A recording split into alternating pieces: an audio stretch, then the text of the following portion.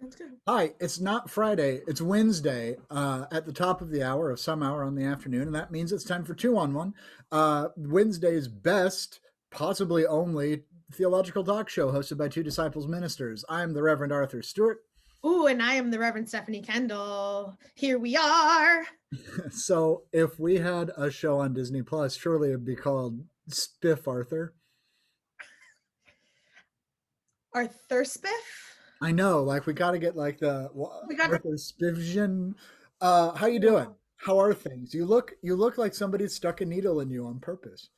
I just took off my band-aid, but I did ask someone to stick me with a needle on purpose.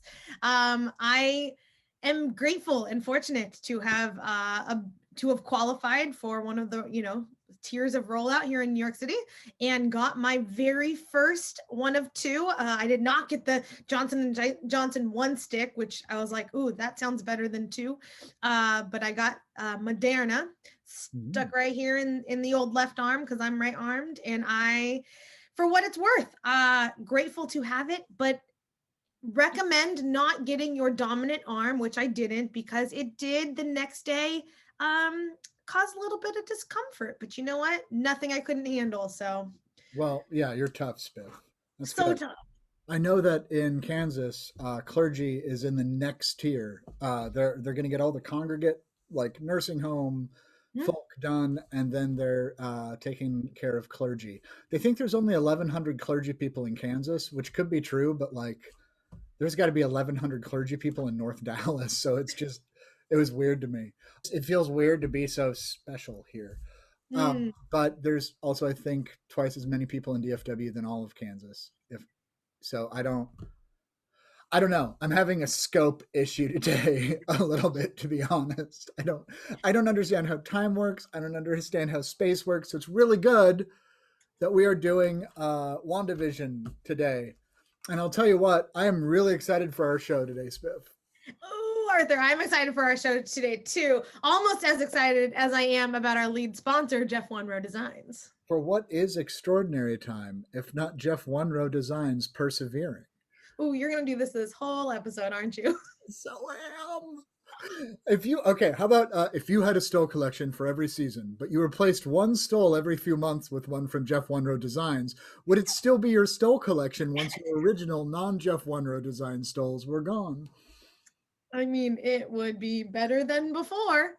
And look at this tie-in Okay. with all the people getting vaccinated and carrying the hope of worshiping in person together one day. I know that I personally will want new stoles to celebrate the multiple gatherings that are on the horizon. And Jeff One Row Designs makes the best, most high quality, handmade, thoughtful, and beautiful liturgical textiles out there. Liturgical textiles like chasubles, copes, paraments, banners, stoles, liturgical face masks, which get those while you can. Your search is over. Jeff One Row Designs has got you covered, literally with a face mask. Ooh, I like that very much. Head over to Jeff One Row, JEFFWUNROW.com, and check out their entire catalog today. But make sure you do so after the show because this is a show you're not going to want to miss, friends. Yeah. So, by the way, if I wanted a stole that evoked like a Sokovian fortune teller, Jeff One Row can work with all sorts of clients from every denomination on customization options. for what is customization if not customer service persevering? Yes. Friends, right now, if you enter two on one, all one word, all two on one at checkout, you will get 15% off your entire stole order. That's a great discount. It's the best one that's out there. And we thank Jeff One Row for being our lead sponsor and someone who supports the work that we are doing out here, making sure that us clergy folk are in fine duds. For what is sponsorship if not promotion persevering? Okay, let's do WandaVision. There's other things that happened, and I want to dedicate at least 45 minutes of the show today to Agatha all along. By the way, there's spoilers abounding. So many spoilers, friends. If you haven't been watching the show for 7 weeks, you should do that. Like, pause us, go to jeffonerow.com, look at stalls, then watch WandaVision, come back, we'll still be here. Or if you're like me, you don't even need a full 7 weeks. I did the entire thing in a day. So I'm impressed by you. Let's bring in Sarah. She's been waiting for a little bit. Sara Nave Fisher joins us today. Welcome back. Welcome back, Sara. Hello. Hello. Thank you for joining us. Thank you for suggesting this topic and reminding us that not only was this the final week of WandaVision, but that you are just such an awesome guest of ours that we couldn't wait to have you back and to talk about what perfect timing it would be to bring all of this back together. So Indeed. I'm super excited. I'm so glad you're here and so glad you're back. So remind our viewers, our listeners, our people, I don't know what to call our fan base. I was going to try to do it. Like, oh yeah, if you're out there, let us know what you want to be called. Yeah, there needs to be a term for that. Yeah. Yes, indeed. Toonies, remind our Toonies, you got to come up with something better, Toonies. Remind our Toonies who you are, what you do, what's your story. How do they find you on social media? Yes, I am Reverend Sara Nave Fisher. I'm currently in San Antonio, Texas at Rolling Oaks Christian Church, but we'll be relocating this summer to Columbia, South Carolina, and who knows what the future will hold after that. So, okay. Yeah. Excellent. But I am super excited to be here. And thank you, Stephanie and Arthur, for doing this. It has been a bright spot in my pandemic times. So I'm grateful for your ongoing, like, you didn't just start this thing, you did it and you followed through on it. And I'm really grateful for that gift. For a 7, that's the weirdest thing to hear. And for a 3, I'm like, let's keep going. Let's not forget, we are in the Enneagram aggressive personality zone. Yes, okay, so we're doing WandaVision. For those of you who haven't seen it, you should just go watch it. I'm not going to do the summation I normally do. Again, we are spoilers abound in today. For those of you that, for whatever reason, scrubbed through our promo where we named, we are a spoiler show. We talk about that all the time. But since this just came out, and it's so good. It's so good. But, we're all about the spoilers here on 2-on-1. So there's your final spoiler announcement. So, WandaVision. Why? Sarah? Yes. Why? Oh, that is such a big question. Can we start with the thing that I'm most excited about it, though? Absolutely. Okay. So this is more of a meta thing than the show or any episode or character in particular. Here is what I love about WandaVision the most. I have sort of seen the MCU movies, and by sort of seen, I mean I have been in the presence of all of them, but during some of them that maybe we watched at home, I will admit to maybe scrolling Facebook. They're not I don't consider myself an expert in the MCU, but sort of know the characters and general plot line and that kind of thing. Unlike some of us who know the comic books and all of that, right, Arthur? Yeah. So as a church person, my favorite thing about WandaVision is how accessible they make it for first-time viewers, as well as for people who are deeply steeped in the sacred texts, right? Okay, that's a really good point. So good. Can I ask a question about it then? I'm sorry, I'm not trying to cut you off. Excuse me. No, go ahead. So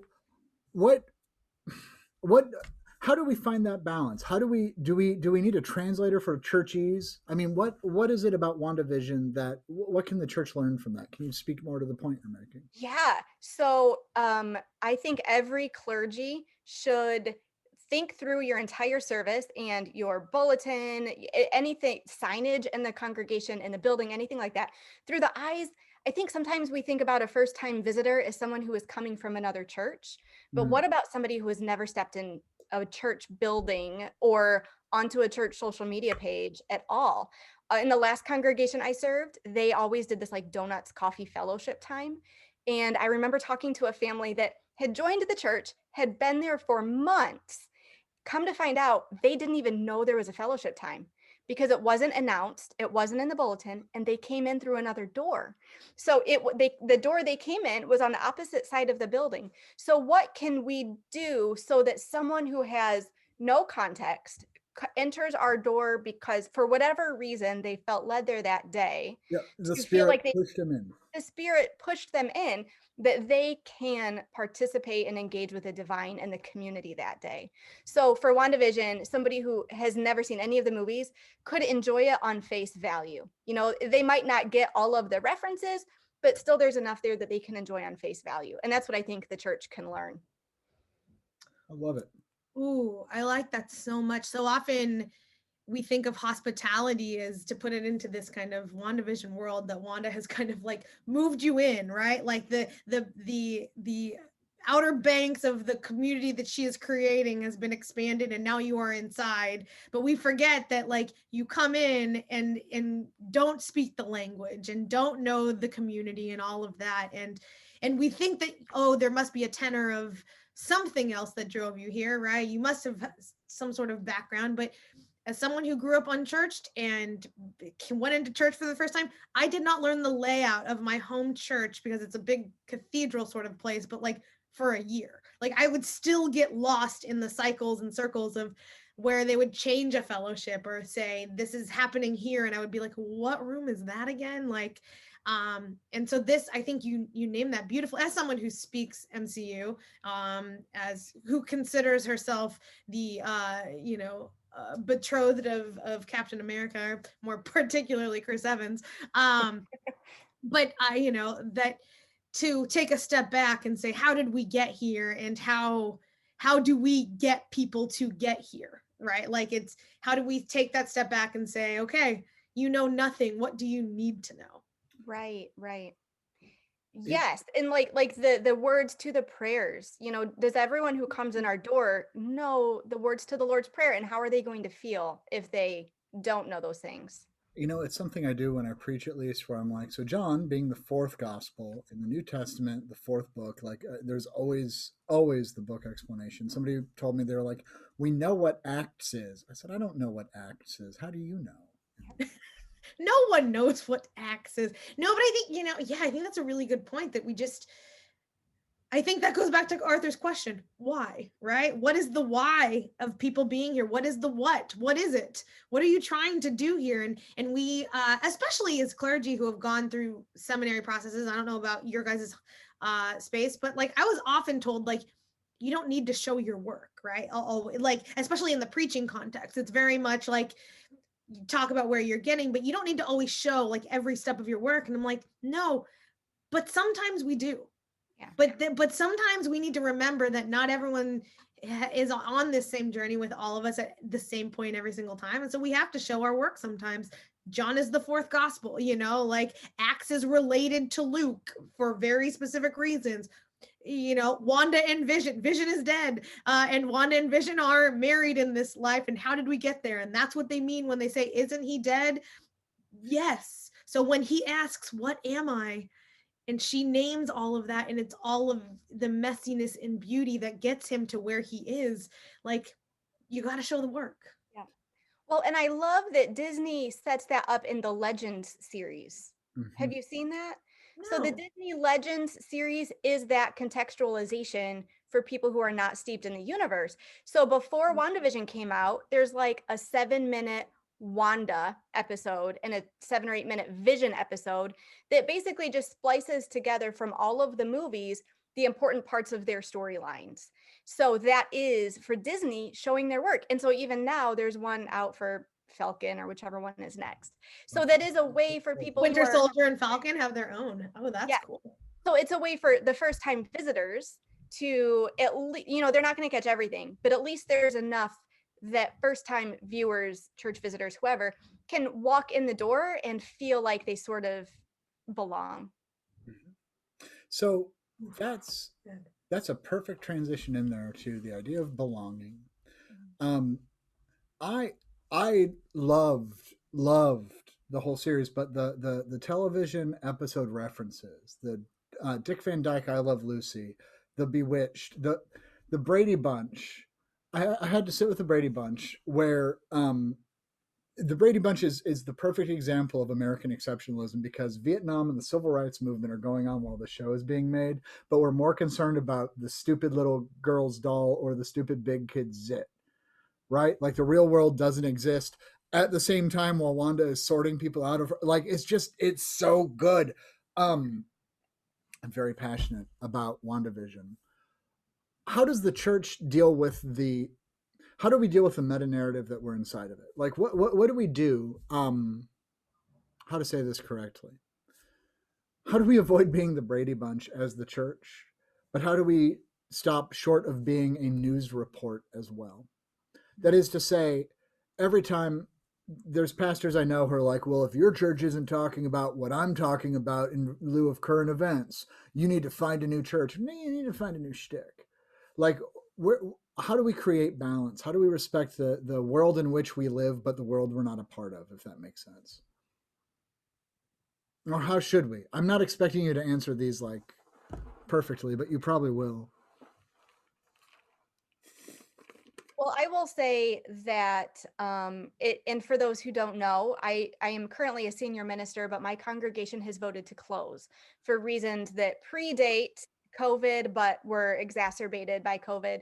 And so the week of January 6th was, January 6th happened, and we know what happened that day. January 7th is when we began that official process to discern to close, and had those kind of final conversations. So that Sunday, an insurrection had happened one day, and then the next day my church decided to close its doors. So approaching that Sunday, not I mean, obviously the news and the realities of the world around us informed that service, as did the realities of our congregation and the sickness and the hospitalizations that the congregation was going through, and that tension between not allowing ourselves to exist in a hex, right? Like, we're not going to keep out all of the bad stuff.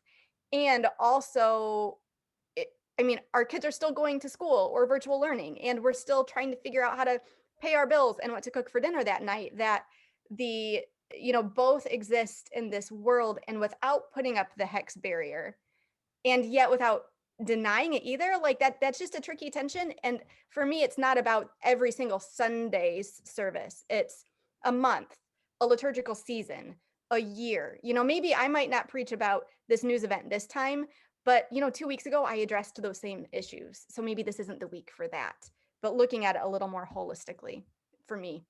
For what is preaching, if not, never mind. I won't do any more persevering jokes. I did like 6 in our promo. I love that. And the whole idea of tension. Spiff, I know you have a question. I'm sorry. I do, but I think if you want to continue, because I mean, part of my question, I suppose, comes from, and this is, again, the shift, and I think just our show overall, we've gone from posed questions to organic questions that come out of the conversation. Does WandaVision as a show exist because we have not done well socially to talk about what death actually means? Are we afraid of that overwhelming grief, and are we afraid to let things die because, for lots of different reasons, I don't think there's a specific reason, but like, do we as the church not do well enough in those spaces that the fear of letting go dominates the hope of resurrection? Wow. And for me is really what WandaVision really kind of came down to, that there was so much that she created and harmed a lot of people because she couldn't bear to let go. And yet in those final moments, the thing that Vision says to, I'm like drooling, I'm so excited about this. The thing Vision says to her is, like, saying, like, we've said goodbye again. It seems to reason that we would say, say hello again, or something to that regard. And it spoke very much to me in a resurrection season. And as we are in this season of Lent, how do we prepare our people for Good Friday, knowing, with the hope of resurrection on the horizon, but how do we remind people that we're Good Friday people as well as Easter Sunday people? I mean, I would say as a congregation that is literally our closing service is going to be on Easter morning. That has been the overarching theme of our previous weeks, months, the last year. So I could talk a whole lot about that and what death and resurrection have to play in our collective story. But I think kind of to Arthur's question, you know, the irony of I think it was in episode 8 when Wanda is talking about sitcoms and why she loves sitcoms so much, which is the why of why we find ourselves in this whole WandaVision world to begin with, right? Which is sitcoms always have a happy ending. It's 30 minutes, and by the end, everything is wrapped up perfectly. And yet, the end of this season or series, whatever it ends up being, doesn't wrap up perfectly for everybody in the story. And I think that's kind of the point, is that while the Brady Bunch and I Dream of Jeannie and all those things were happening, kind of dissociated from the civil rights movement and things going on around them, the dirty little secret that we don't want to admit is those stories don't all have happy endings either.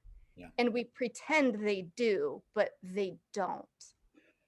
So I suppose I mean, there's something to be said about storytelling and like the bearing all in the narrative, right? It's Agnes missing her mark. It is Dottie breaking a glass.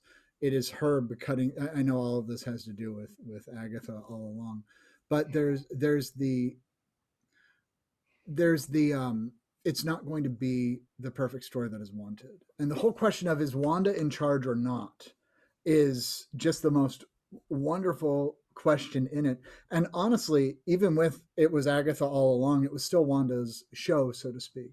How do we maintain the narrative? Like how do we stay open to a narrative that we're not pouring our own demands into it? Let me explain what's going on. I preached Sunday about the sermon was called "Give Up Knowledge," but I talked about the Ten Commandments and how like Sabbath. I talked about this with Katie Hayes too. Sabbath is not just resting from work, but it's being able to work so that you can rest. How we can't know the interpretation going into it. So with the Scarlet Witch saying, I'm so glad they figured out a cool way to make her the Scarlet Witch. It's so great. It's so good. With her saying with the Malcolm in the middle, like, why are you laughing? He was hurt. That's not how this story ends. How do we as people of the resurrection, people of hope, people of joy, people of all the in heaven, everybody's going to love who they are. How do we deal with the fact that the world is ugly and gross and broken? Or that is to say, what is the church's role to navigate lament and grief and sadness and despair? Why do people show up to blue Christmases?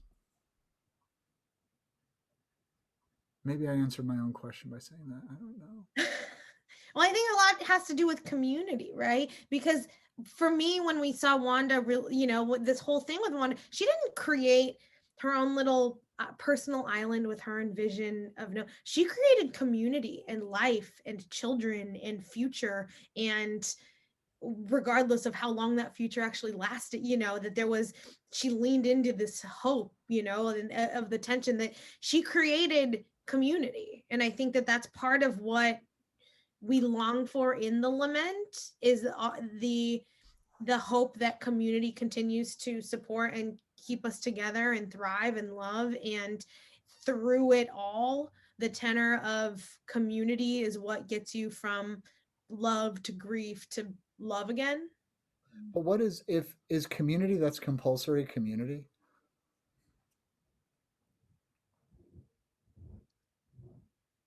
I would say at the end of the day, Wanda's community was with Monica.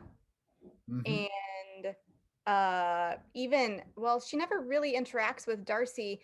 I would say Wanda's biggest community is with with Monica, excuse me, because they both sort of bear witness to the same thing. And I am not convinced. Do you think that Wanda knew that they were all there against their will the whole time? Do you think there's a part of her that knew that? No, but she also did nothing to make amends for it. Yeah, I don't want to I think the pain she caused, I think she knew that there was a pause happening, but I don't know that she assumed that that pause was was harmful, right? Like, what does it, if all she's doing is kind of like shifting a narrative to fit what she needs in right now, like she's not healthy, so she's not in a space that's actually looking towards healthy community, right? So she doesn't, she sees, like, she just sees these people like, oh, I just changed his outfit and changed his name, but he's still alive and seems to have free will because he's getting his own mail, and and things are happening outside of their own kind of insular home.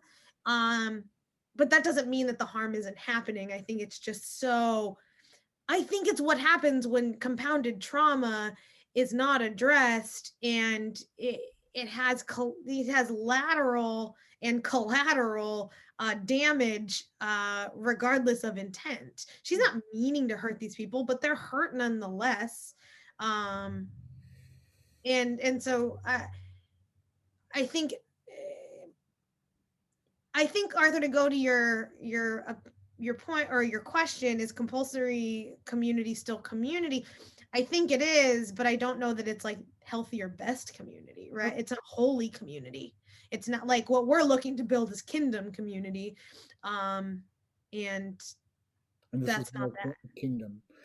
Sarah, what did you think of Quicksilver? As someone who's not steeped that much in the MCU, It seemed it seemed to like even from the beginning, I knew there was something off about it, kind of in the way that Wanda knew there was something off about it. Now, I will say I'm not steeped in it, but that doesn't mean that I didn't like read a whole bunch of fan theories, between episodes. So I was kind of aware of that connection and that kind of thing. Um, it it seemed I wasn't that compelled by that whole storyline. Like it was like there was something off, but like it was supposed to be driving the plot more than it really did for me. But I wonder if that's because I'm not super steeped in the sacred texts. so I want to come back to driving the plot when it shouldn't be, because there's more on that. Spiff, what did you think of Quicksilver and all that? I think I'm with Sarah on that. I wanted more. It didn't push it. It was, yeah. I loved it, and I'm going to tell you exactly why. And I'm sorry Please. because this is just the pop culture side. There's not really a theological point in it. They pulled in. Oh, I bet we could make one. They pulled in Quicksilver from the challenge? X-Men movies, which are now owned by Disney. They made sure they leaked it, that it was going to happen. And they sure made it look like something was weird. I forget the name of the actress who plays Dottie with the blonde hair. But like her casting was kept secret. So then everybody's like, oh, well, she's Doctor Strange's like apprentice girlfriend, Clea, or she's this, or she's that. Like they did a really good job of just messing with us, which we all needed. That's this March's Tiger King. But the Quicksilver side of it, here's the deal. In the last episode, boys deal with the military. Mommy's got to do, like, perfect line. Tommy, who becomes the teen hero Speed, and it's based on Pietro Maximoff. He runs and he grabs the hat and the glasses, which is exactly what X-Men Universe Quicksilver does in the second appearance. Like they're very clearly saying this is not over. And Ralph Boner somehow has super speed, but they never explain why that's a thing that still happens, right? Like he still has it in episode 9. He shouldn't. He's not. Listen, Arthur, sometimes our gifts lie dormant. Sometimes we don't know them. Sometimes they. But that's the point. They introduced mutants into the Marvel Universe. This is so exciting from the nerd perspective. Don't even get me on what white vision means, but okay. Actually, I'll go there. No, I'm kidding. It's so with community and building your own in it, or rather creating a narrative. And well, let me talk about fan theories, but not as fan theories. I'm sorry. I'm trying not to like be like preaching. So the Quicksilver thing. There was also this like, I know a guy who knows about cosmic background radiation. Everybody's like, it's a Fantastic Four. Mephisto is the bad guy. We're bringing in Doctor Strange or Blue Marvel or any of this other stuff. None of that happened. And no one is like, well, I'm boycotting Marvel. Well, I'm going to take all of my money and I'm going to go become a DCU fan because I didn't get what I wanted, or I didn't get what I expected. I just wish the church would learn from Marvel fandom of it's really good, even if part of the story is the disappointment. And if you don't like it, write a new story in it. But I guess I did preach. I'm started so out by saying it wasn't theological, and then you ended with this beautifully meaningful theological observation. well. What is 2-on-1 if not Arthur pontificating? I actually read an opinion piece this morning that was exactly what you're talking about, Arthur. It was a fan who had all of, he had read the whole, like the Ice Queen, Dottie is the Ice Queen, and Mephisto. I don't even know how to pronounce her names, but I have read all of the fan theories in the last 2 months. And it is that same like, hey, you owed me these comic book, whatever. But it was all satirical. Like the guy that wrote it knew that like there's a part of him that really feels that way. And I think that the article was called like WandaVision failed to deliver what I was never promised, or something along those lines, and I think that also speaks to our expectations and what we think we deserve as consumers and what we believe we deserve as consumers of church. So Richard Rohr says that expectation is the root of resentment. And it's one of my favorite phrases because I'm trying to rid myself of expectations. I love that. Consumers of church, right? Because people, if they're not, whenever I've had adults say to me, I'm not getting fed, and I say, then make a damn sandwich, right? Like you're a grown person. You can open the Bible yourself. How do we break the consumer thing? How do we address it? How do we ask people? How do we tell people, like, I never promised you anything but a broken, stupid church? I mean, I'm not calling my church stupid. You know what I mean? Like the church is. No, I think we learn. I don't know. One of my questions that I wanted to kind of talk with you all today was, it's part of the problem with Wanda in the first place. What do we do with the heroes of our stories that are also so broken, that are also the villains, that are also the heroes, like the cycle of who we continue to be, who we still love, who, and so we all knew going into this, like all, no, meaning, people that know MCU going back, but Vision is not the vision. It's not, is not the vision of Endgame that we all saw the last time we saw Vision, or did we see? Doesn't matter. But you know what I mean? And like we are rooting. We come into this rooting for Wanda because we know that she is in such grief, like, because we all are, because there's a whole generation of people that love this community and are grieving Endgame, and are, that we're grieving. We're still in grief over Tony, Iron Man. Tony's, well, some of us are, and or that we see a transition from Captain America to Winter Soldier, or like there's process and change and grief that's still very active in this community. So we come into WandaVision knowing Wanda is grieving Vision, and yet here they are together. And so it's like, do we want that? And then all of a sudden, episode 1, you start to know that there's something very dangerous and broken. And Stop it. Yes. Oh, Stop right. it. Yeah. So you gotta give me a little heads up on, but yes, exactly. And so why do we continue to hope for the things that are harmful to some and glorious to others, and let that cycle continuously continue? I mean, for myself, as I think about, it's like, why? So I also answer this question for myself in the like, well, because you can love and critique things at the same time. And we have not, part of what I think we as faith leaders are called to do is help people hold that tension, right? People don't love that I poke holes in Paul all the time, that Paul is not my favorite. Yes, Arthur? I'm catching him up. It's okay. I don't know if you know this, but I'm doing a deep study of 2 Corinthians this year. I heard a little something about that. Okay. But I have deep theological hurt from Paul, and deep theological pain, and I don't love him, and yet he is so meaningful to so many people, and it feels a little cyclical like that, right? That I'm like, he's so problematic, and yet he has written some things that have really helped to the church, and he is so harmful towards women, and yet there is no male or female in Christ Jesus. There, like just cycles.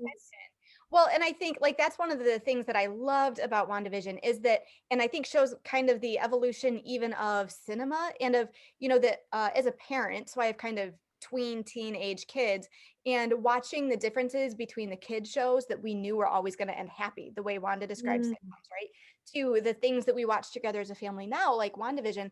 I love that there's not a clear delineation between who's the good guys and who's the bad guys, because kids shows are always like that, and that's not how life is.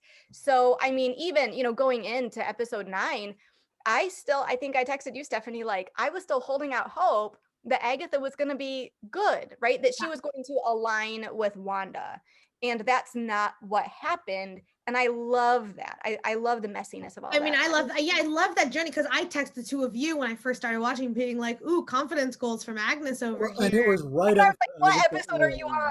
And I was like, one, like I was just starting, and I was like, "Ooh, because she comes in super confident," and like I was like, "Yes, like we get this woman who just like knows what she wants and all the things," and it's like I hadn't caught on to what the whole world was yet. I knew there was something off, and so it was like, ooh, and then turns out there's once again, but like, why do we love a good villain? That's the other.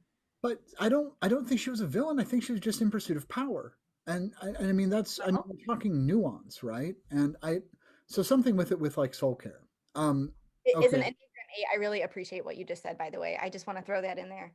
Well, Like it doesn't mean she's a villain. She's just in pursuit of power. yeah, Like, I mean she's been alive for 1,000 years or yeah. whatever. And I mean I don't think objectively I can handle your power better than you. Why don't you give it to me and I will give you the weird life you want?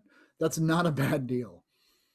Of course I don't know what that means. Anyways, nuance. Backed out on it and all of that, but So I was like, isn't that like that would be a very scary pastor, though. Like so everyone, like, give me all of your theological power. I'll tell you all the terrible things you want to know. all the kingdoms of the world I will let you rule if you will but bow down and worship me. That's Luke. So they I cracked myself up. Here's where I've got to come into it on the medium type thing.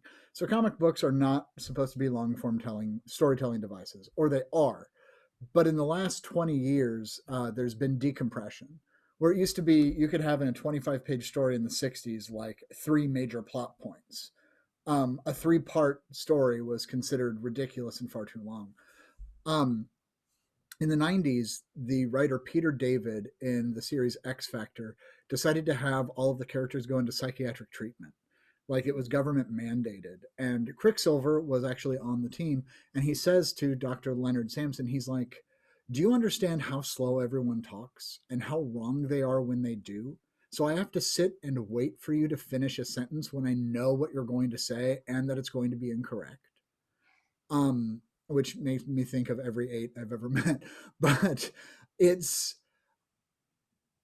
what I think is just beautiful about WandaVision is it takes the source material and it's creating new stories from, like, you could see the 3 things that it drew from if you had read the comics as I had, and other comic book nerds deeper than I found stuff. When White Vision showed up, I was like, oh, okay, so now we're going to see Simon Williams, Wonder Man, and we're going to have to deal with Counter Earth and Franklin Richard. Like, I had all of my nerdy moments. I feel like we protect the narrative too much in the church. I feel like we don't queer the text enough. We don't decompress storytelling, or we don't try new things with formats. And I think it's perilous, honestly, to the innovation of the church. I always wonder why biblical stories have to take place in biblical times. Like, who gives a shit about the kingdom of Gath? Like, I don't. Call it New Jersey for all I care. Like, how do we transpose? How do we honor the narrative without protecting it and keeping it in our little hex bubble where we get to decide how the story is told? How do we break the hex on the church? The first thing that came to my mind is our we're all disciples of Christ pastors, but our cousins, the UCC church, and the way they use the comma, like God is still speaking. And I think for me, the way we break the hex is just to recognize that there's not a period there. So as WandaVision tells a story differently from, but similar to the way the comic books told it, when those comic books were written, they didn't understand or didn't talk about in media grief and trauma. And when we don't integrate our trauma, the way that manifests in our lives and way that can harm people around us, like that wasn't something that was really discussed then. But now we can take that same great source material and present it with this context of the way grief and trauma interact in our lives. Yeah. I'm on that road too. I would say that like I do care about the spaces and the context from which our scriptures come out of and the people that they talk about, because I think I'm not dismissing context. Excuse me, I'm sorry, I'm not trying to argue, and I just no, I just want to, I don't think you do either, but I just want to like name for our listeners out there that who cares about, the city of God? I do. I care about them because I care about why these rules were written for them and how they interpreted them. Now, do I think that we need to be limited to only seeing it for them? No. I think that we can translate, I think there is something to be done there when we say, what is this city and what is Gavin, what is New Jersey, like doing parallel reads on a text for whatever. I think that there's usefulness there, but I do think that we have to look at context. So but I think that context really leads us into like what Wanda is doing, why Wanda is doing what she's doing, and how we label her either one thing, the hero or the villain, like from what lens are you viewing Wanda and at what time? Like she can make all the amends with all the people always, and yet did she make Agnes this secondary nosy neighbor character for all eternity? You know what I like? There's malice and there's hurt out of grief, and there's all the different things and all the different spaces in which she talks about. And I think that's what it means she's operating from a really human place. And that's something that I think within the church that we need to nuance more, is when some of these really grand expectations of biblical characters come out of them, but also getting to nuance that they come from really human places, that the humanness of Jesus is really important. I know you don't like him, but I got to bring up 2 Corinthians for real in this. Paul is scared to death that they're going to cut him off. Like, he is desperately trying to stay in relationship with people that he's had an incredibly hard relationship with. He tries to stay relevant in the way in which you see Wanda update the episodes every time. Like, there's a relevance that we all try and, how many of us are becoming TikTok pastors trying to stay relevant to the, to the generation that are coming up. It's not a grasp, but like, oh God, I hope it is. It's a little bit of like, I hope I'm still relevant. I want the people to still care. And it's also I hope the work that I'm doing outlives me. So, Sarah, I got a question about Billy and Tommy. Okay. At the end of episode 9, forgive me, Spiff, I think it was a really great point. I'm sorry, I'm not. No, you're fine. I just thought it was really funny that you were like, Sarah. Can I draw something about Billy and Tommy from what Stephanie just said that might segue into your question? So to that point of expectations and like Jesus's humanity and that kind of thing, what struck me as we think about expectations in the church was when Billy and Tommy say to Wanda, you can do anything, fix this. You can fix the dead after their dog is killed. And that's one of the moments that you see her first kind of get a sense of her own limitations. And when she says, like, even if we couldn't, like, we shouldn't, even if we could, we shouldn't, right? Like, I know this is sad. I know it's hard. And we have to stay here in this grief. Don't age yourself up. Don't age up. Don't age past it. Just stay here. And it made me think of how often I think a lot of people of faith even approach God that way. Like, you can do anything. Do this thing for me. And sometimes it's like, well, this is the reality that we have, even though we don't like it. And so for me, that was one of my favorite Billy and Tommy scenes is their recognition of their mom's maybe even choosing to limit herself in the way that we sometimes talk about Jesus limiting himself in his divinity. That's excellent. I mean, that's self-limitation. Have the gospel writers aged him up to the detriment of the beloved community? It's a great question. What do you think? Yes. If I quickly answering my quickly thought of question, yes, I think so, because I think that there's a lot of human growing that we do between 13 and 33. And I don't know if any of you have ever lived in that portion of your life. I am exactly how I was when I'm kidding. Jesus. But I think that, I made a lot of mistakes in my 20s. I did not act with the kindness that I hope to act and lead from now. And I lament those spaces. And I think that we would know how to say, I'm sorry better, or I love you better, or I miss you better, had we seen Jesus do that in a space of growth rather than a space of what we assume is complete adulthood. So, though he's the worst, Mark Driscoll raised a really interesting theological point once, and I always remember it. I'll also tell you the only Dane Cook joke I've ever found funny. But yeah, Mark Driscoll brought up this point where he said, okay, so if Jesus Christ was perfect, does that mean he could have like just ridden a bicycle well his first time? Like he picks up a bike and he just knows how to ride it? Or would he have had to have been taught and, wobbled and fallen over? And I don't know. It's just a weird thinking exercise, but it's like, what does it mean to be fully human and fully divine when it comes to bike riding? And bigger questions about like, was Jesus perfect? But we don't need to go down that. What does perfect look like? Right. With Billy and Tommy, Wanda says to them, "Thank you for choosing me to be your mom." I'm sorry, I just wanted to point that out to somebody because I said that to my spouse, and he came home every Friday and we watched WandaVision together on his lunch break, and then he went back to the office, and I was like, "What does that mean?" And he just kind of like, "Really, I don't care." I just needed to say that to people who had watched the show too. Oh my God, what is that? So I mean, like I see that a lot on social media. Like, I am so lucky, or like I am so grateful that this small human being chose me to be their parent, and things like that. Like, I've seen people say that in real life, and I always think like, well, no, they didn't. Like, they had no choice in the matter. Even if someone comes into your family as an older child, they might have maybe some voice, maybe depending on the process, but it's not necessarily like they chose their parent. So I think that was kind of projection of what made Wanda feel good about herself. Yeah, I think there's something there as someone who is entering into spaces of foster care, that this is part of, like, they think, there's the language in adoption that it can be harmful, of like choice and and like all of that. And so I heard that, and I kind of was like, oh God.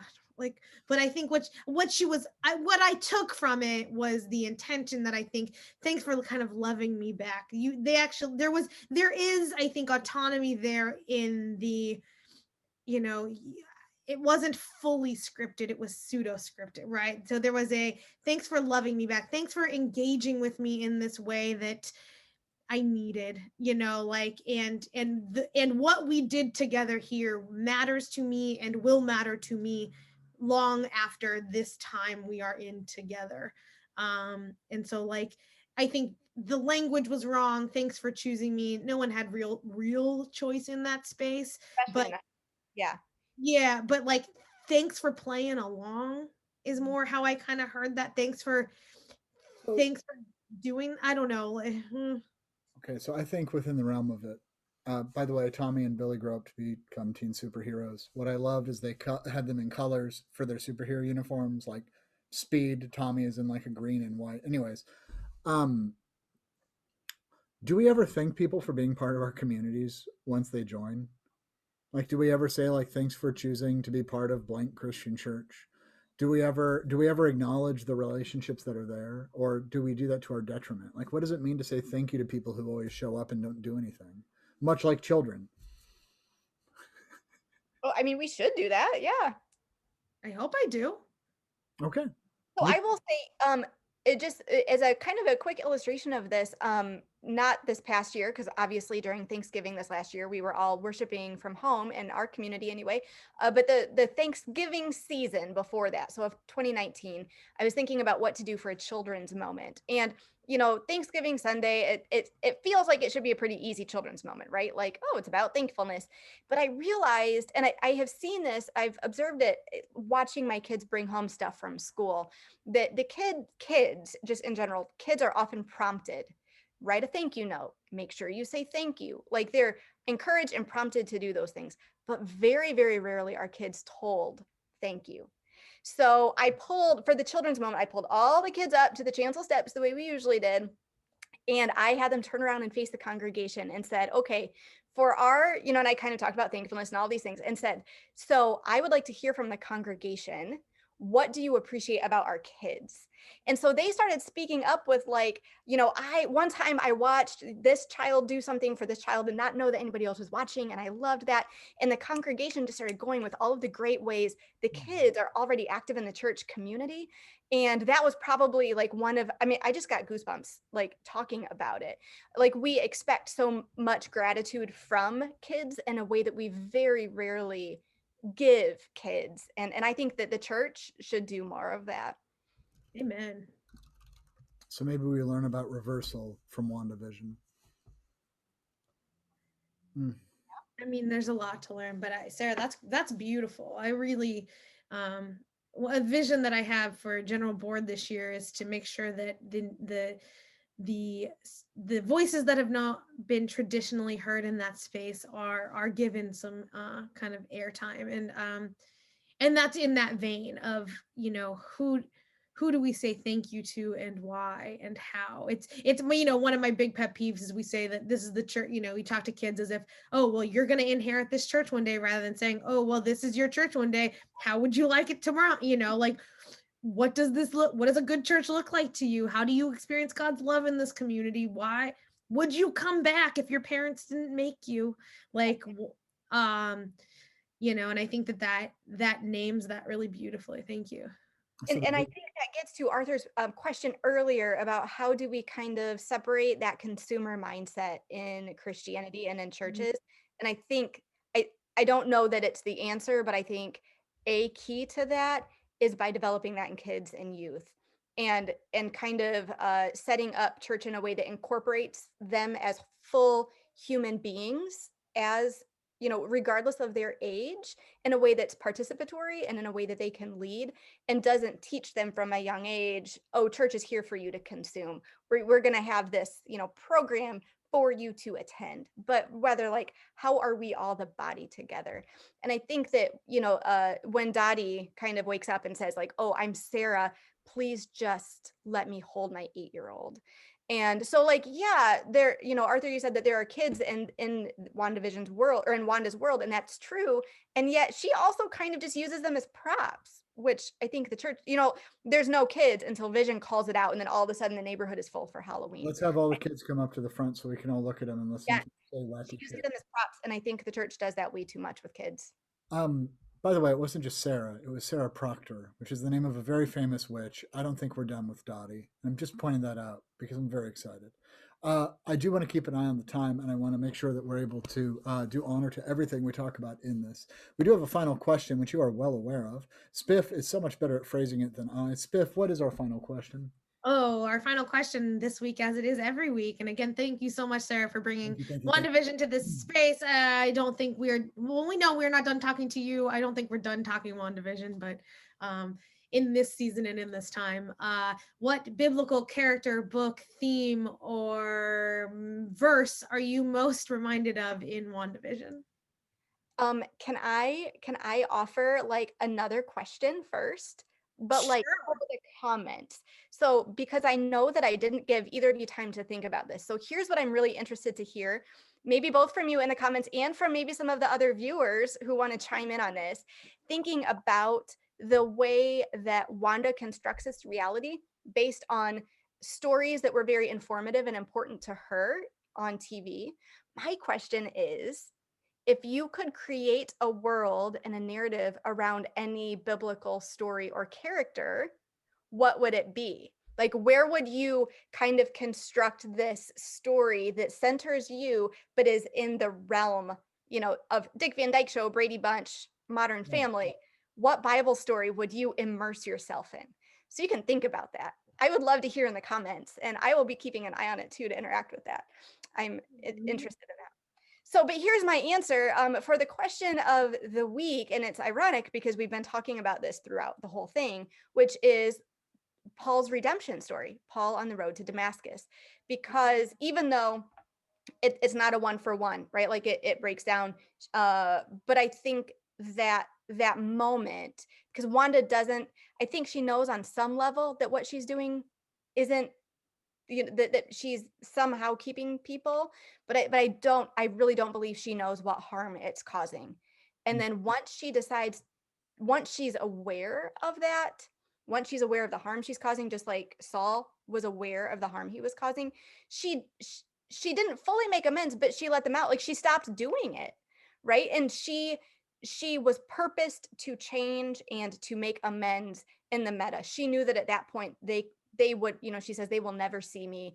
And, Monica says, they will never know what you gave up for them. And she's like, yeah, they won't. And I basically ruined their lives, so they don't need to.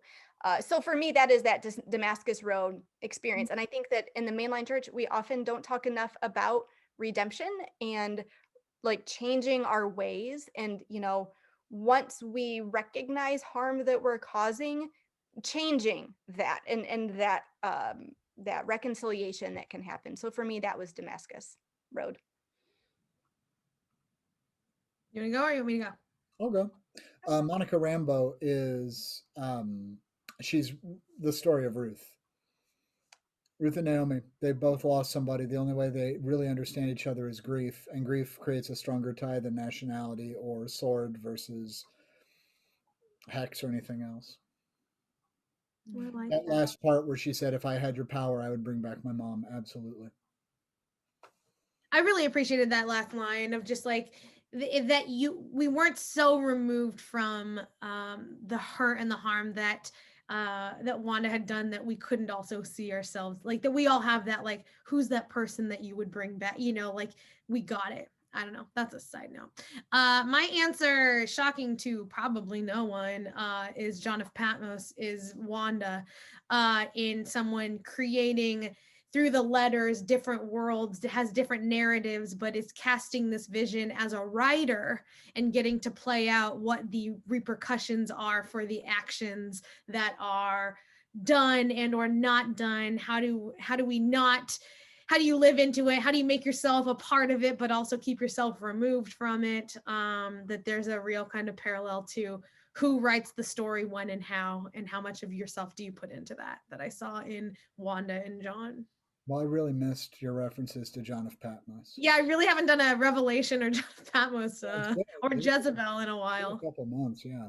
I was wondering if you got one of those Bibles without Revelation in it. Sarah, my Bible is just Revelation. No, I'm just kidding. Thank you 1,000 times for joining us to talk about WandaVision. I love doing contemporary stuff. Spiff, an extra kudos to you for making the promo Wanda holding up the 2-on-1 logo. That was meta, and it's perfect. This has been 2-on-1. Let me switch over and make sure I share my screen so that we do what we're supposed to do. As you share your screen, next week we will be joined by Sarah Griffith Lund. We'll be talking about her new book, which is very exciting. The week after that, we are talking, and I know, Sarah, you're a fan of this too, we are talking Ted Lasso. And Arthur has never seen Ted Lasso, and so I know I'm very excited for that. And we'll be talking with Werner Ramirez of Fifth Avenue Presbyterian. And by the way, there's references to Wichita. I know that, so I'm super excited that I can be like, oh, I live there. Hooray! There's a whole lot of things, but honestly, I really appreciated WandaVision much more than I thought I was going to, even as someone who loves the MCU. Arthur, I really do think that Ted Lasso is for you. I I'm very excited. Okay, for I you. have I'm my definitely going to start spam texting you Ted Lasso observations and references. I love it so You know much. what? I'll keep our text channel open, and that way too, you guys can also hold me accountable to watching it. Like, not that I'm not going to, but that way you get progress. And I'll But do. it's we have it for 2 weeks, so we're okay. Yep. Because We don't have any like guests absolutely certainly booked that I'm going to talk about, but I'm going to give you guys some hints. Number one, there's a stool boom coming out of Blaine. Number two, Jesus is kind of the boy who lived. That's it. So on behalf, this has been 2-on-1. Yeah, decode that in the comments, won't you? Smash that like button, share us on Facebook, find every podcast possible. Thank you, Sara Nave Fisher, for joining us today. Spiff, it is a pleasure as always. love you, friends. All right. Goodbye, everybody.